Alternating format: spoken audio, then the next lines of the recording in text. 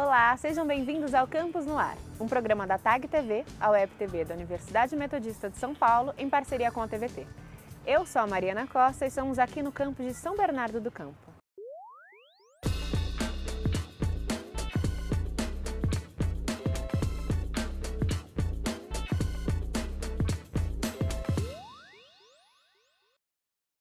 Aqui no Campus no Ar, a gente mostra para vocês os melhores trabalhos dos alunos de comunicação. E hoje vamos assistir ao documentário Doença da Alma. Feito pelos alunos de jornalismo, o documentário retrata a vida de pessoas que sofrem de dependência amorosa. Ele mostra como elas são capazes de ultrapassar seus próprios desejos e vontades, tornando assim o amor um verdadeiro transtorno.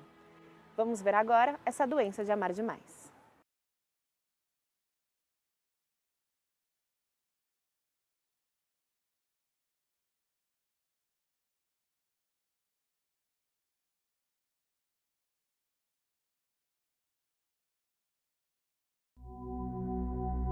Eu não assumia a minha vida como minha. É uma loucura total.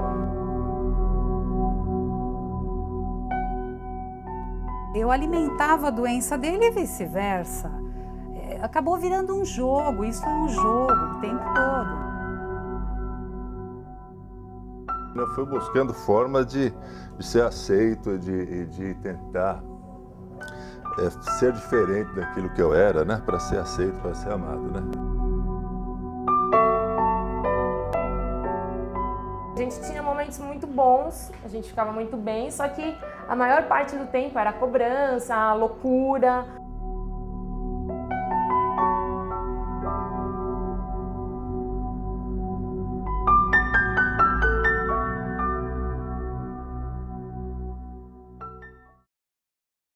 Eu ficava relaxada se ele estivesse relaxado também. Meu final de semana era feliz se a gente conseguisse se ver conforme estava estabelecido.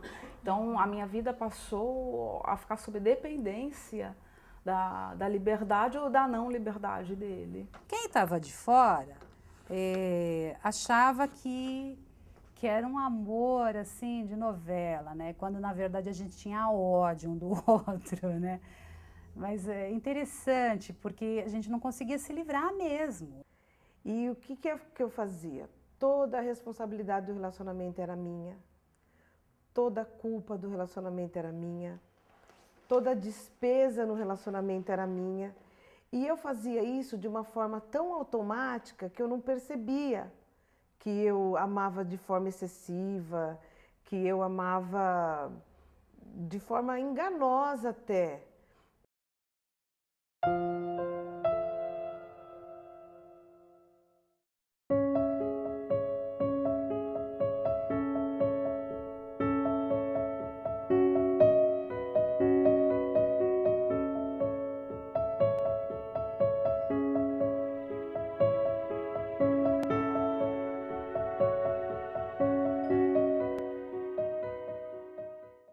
Já sentia que era uma coisa esquisita desde pequena. Desde pequena eu achava que eu não era merecedora de ser amada. E eu acho que isso norteou muito a minha vida sentimental e amorosa. O famoso dedo podre, entendeu? Sempre assim, escolhendo as pessoas que iam me magoar. Então eu atribuo a esta coisa de não ser suficientemente boa para ser amada. O amor excessivo eu descobri, infelizmente, com 43 anos só, que eu amava demais. Eu tinha um casamento muito complicado, né? Hoje eu sou separado. E um casamento muito insatisfatório, né? Eu não conseguia me separar, era uma relação muito difícil, né? Então eu fui identificando alguns pontos, assim, da minha dificuldade mesmo de relacionamento, né?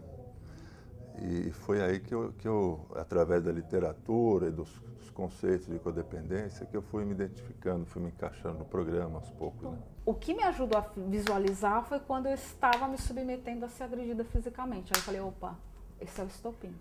Alguma coisa está errada. Agora já não é mais aquela pessoa que estava brincando, estava pelo mundo, estava rindo. Ah, tá, o namorado não tá bom aqui, então vou ficar com outro. Tinha essa, né, naquele relacionamento, opa, alguma coisa tá errada, né? A partir disso é o fundo do poço. O estopim mesmo acho que foi isso, que quando eu fiquei sem meus amigos, ninguém mais queria sair, porque ninguém gosta dele, então assim, não tinha mais com quem sair, minha família não queria mais se relacionar direito comigo, porque eles também não gostam dele, então eu fiquei sem nada,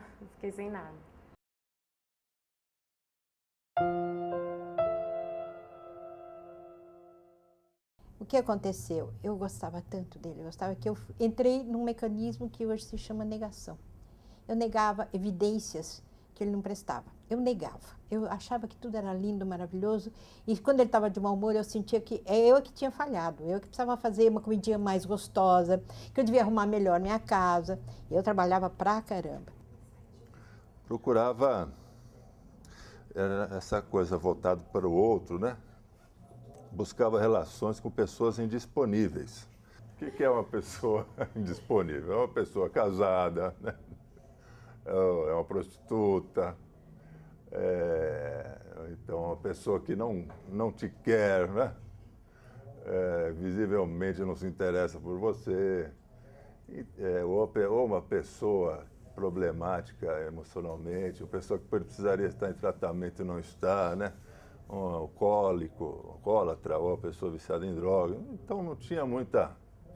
É um comportamento meio compulsivo e é uma energia assim, não é racional, não é uma escolha muito, mas é uma atração meio energética, né?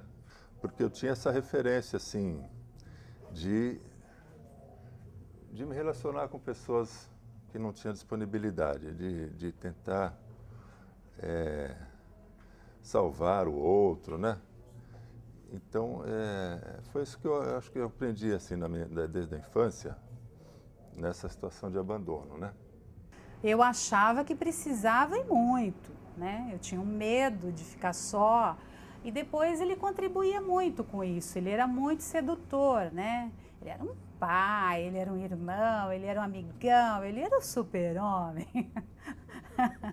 Ele era maravilhoso, né? Era um casamento que eu queria manter a qualquer preço para falar que eu era casada e muito bem casada, e eu escondia muito isso, viu?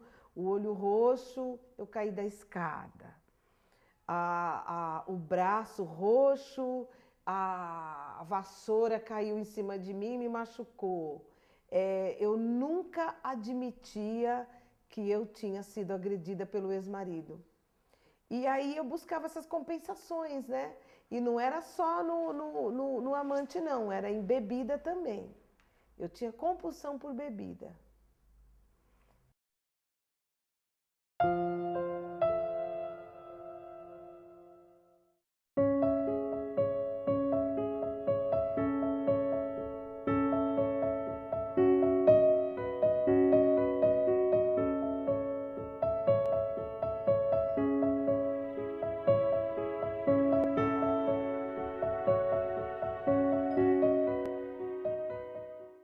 Mas eu já estava num momento da minha vida que eu saía da minha casa, porque assim, a angústia era tão grande que eu dava pra pegar com a mão assim em cima da minha cabeça. E aí eu saía da minha casa e eu ficava andando na rua sem saber para onde ir, sabe? Pegava o metrô, ficava indo de Jabaquara, em Santana, em Tucuruvi, não tinha o que fazer, eu estava desesperada. O que eu senti era que a indecisão dele estava deixando minha vida suspensa. Então, eu estava voltando para um grau de dependência que, enfim, há tempos eu luto para me afastar. Nesse relacionamento, eu desenvolvi todos os padrões da codependência, da neurose e afins. Eu fiquei louca, fiquei pirada. Por quê? Porque ele era muito bonzinho, muito sedutor, maravilhoso. Mas era tudo mentira, porque uma pessoa que trai é doente, então ela vai continuar fazendo a vida inteira. Eu acho que raras exceções, né? Mas para isso também eu teria que ter dado um basta. Eu vejo assim, eu acho que eu buscava essas pessoas para tentar oferecer realmente aquilo que eu não tinha tido, né? Na verdade, eu estava tentando oferecer algo que eu estava querendo, né? Então, essa coisa de não estar voltado para mim, é sempre voltando, oferecendo para o outro aquilo que eu carecia, né? Atenção, uma relação de respeito, amorosa mesmo, todas essas coisas, né? Eu fiquei em depressão, eu fiquei doente mesmo. Aí eu fiquei mal, eu emagreci, aí eu não queria mais trabalhar, não queria procurar emprego, aí eu não queria mais sair da minha casa, não queria comer, não queria dormir, não queria... Tocava o telefone, tinha medo de atender o telefone, eu tinha medo de ligar o computador, eu tinha medo de ligar a televisão. Entrei num processo ruim, assim. Todos os dias eu ia dormir querendo morrer. Nós voltamos daqui a pouco com a segunda parte do documentário. É rapidinho, não sai daí.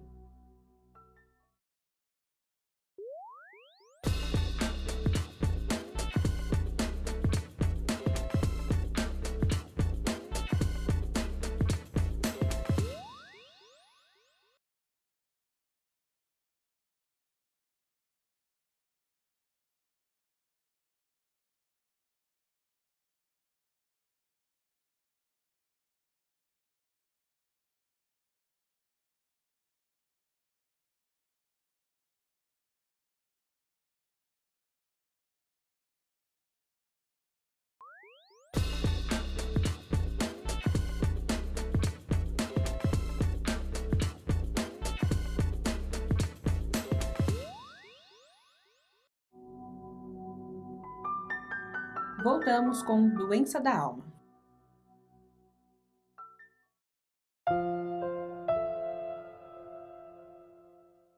Um cara que tinha tido um envolvimento forte com a criminalidade, mas que naquele momento estava mais para gigolô do que, né? E esse cara foi o cara que começou a me agredir. Um dia do nada, puxa meu cabelo por uma... tinha um espaço na janela, um vidro quebrado, e eu tinha pedido para ele sair, ele puxa meu cabelo, né? Ficou uma cena ridícula, as crianças da comunidade que acabaram me salvando, os anjos da guarda. Eu lembro disso e às vezes eu estava sendo agredida naquele momento, mas eu tinha uma reação tão descompassada que aí o que acontecia? Eu agredia muito mais e eu acabava assumindo a responsabilidade sozinha, ficando muito, muito, muito culpada. Eu fui vítima de várias agressões físicas dele. Mesmo conhecedora do direito, de legislação, eu me submetia a isso, eu permitia isso.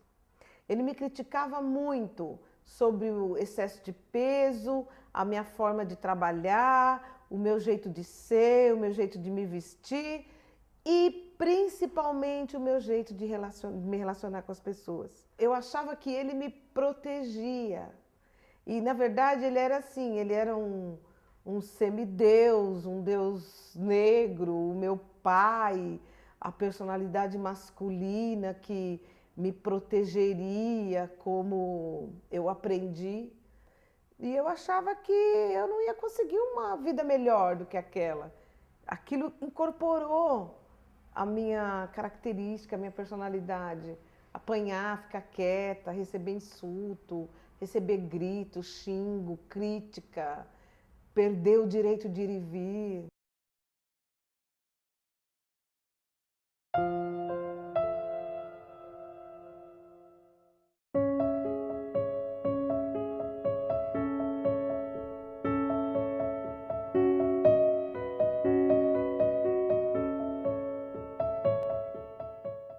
Ah, com certeza, né? Essa tranqueira toda vem lá de trás, né? Eu sou filha de pais separados, meu pai foi embora, eu era muito pequena, um cara super legal, meu pai. Até aí ele foi na dele. O problema foi minha mãe, uma neurótica de carteirinha, né? Totalmente desequilibrada, conseguiu desequilibrar 3 filhos, né? Então, eu vim de um relacionamento entre pai e mãe, que eles não se conversavam, eu não tenho cenas, eu tenho 33 anos, eu não tenho cenas de conversas entre meu pai e minha mãe. Por que da família? Porque, na verdade, isso é familiar. Eu cresci vendo meu pai batendo na minha mãe. Isso, para mim, era familiar. E um pouquinho da minha história, né, da minha infância. Eu tive um pai maravilhoso, um pai protetor, vai aparecer antagonismo que eu vou te dizer, um pai trabalhador, um pai que supria o lar, mas que também tinha essa questão de violência doméstica com a minha mãe. E a minha mãe ficava quieta. Minha mãe apanhou por vários anos e eu desconheço que ela tenha feito algum boletim de ocorrência. Eu tinha uma irmã excepcional, né? Ela tinha uma diferença para mim ela nasceu, eu tinha 5 anos. Então, quando ela nasceu, toda a atenção da minha mãe foi para minha irmã. Meu pai era uma pessoa que trabalhava muito, muito envolvido, era muito amoroso, mas era muito envolvido com o trabalho e tal. Então, eu passei por a situação de abandono, né? A família é o berço de todas as neuroses. Mas o pior é que eles não são culpados, eles fazem o melhor que podem, que é uma coisa de uma família disfuncional. Minha mãe era uma pessoa muito complicada, muito fria, muito difícil de relacionar. Meu pai era um cara muito nervoso, maravilhosos os dois. Eles fizeram o melhor que eles puderam, só que para mim não foi suficiente.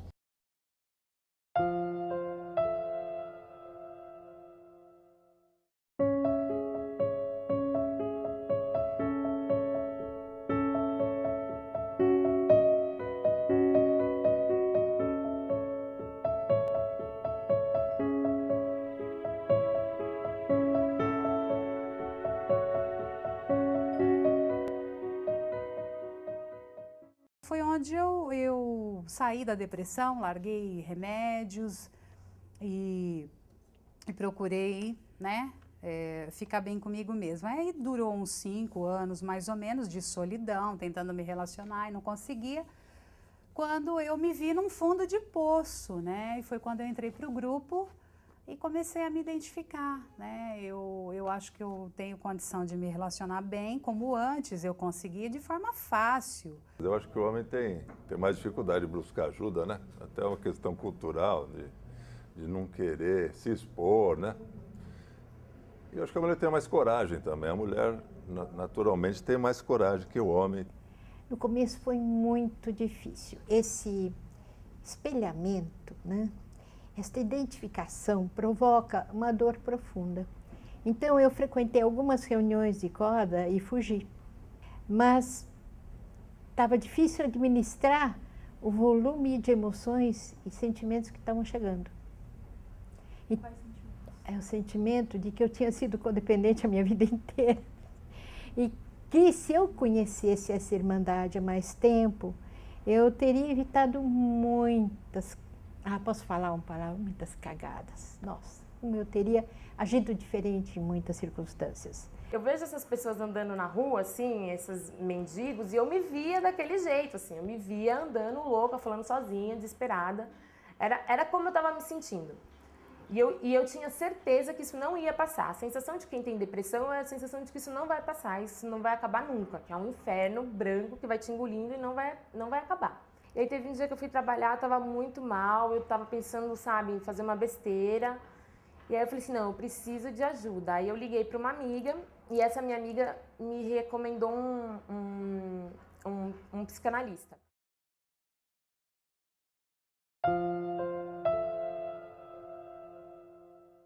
Vou percebendo que relacionamento saudável é uma coisa até muito simples, né? E não tem essa composição que teve esse relacionamento e outros que eu tive também, que foram bem destrutivos, né?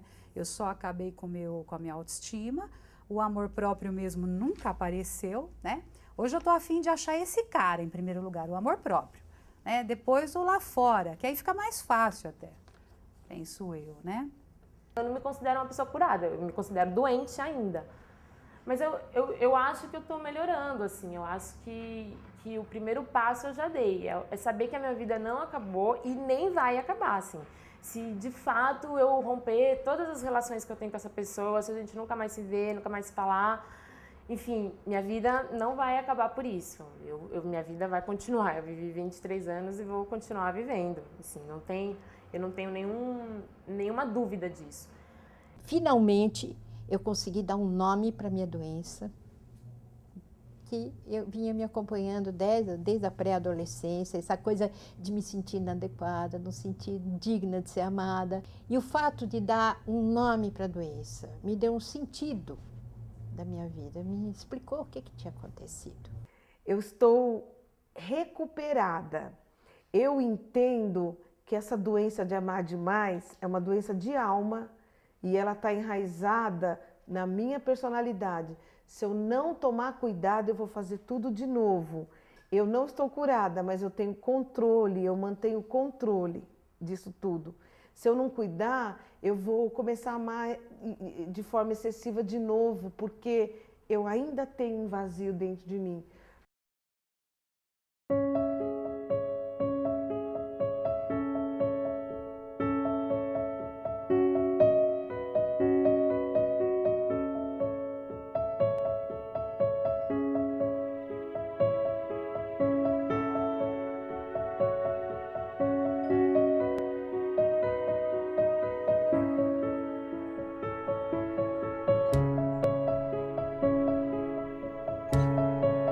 E aí, gostou do documentário? Você pode assistir ele novamente e muitos outros curtas, webséries em tagtv.net, a web TV da Universidade Metodista de São Paulo.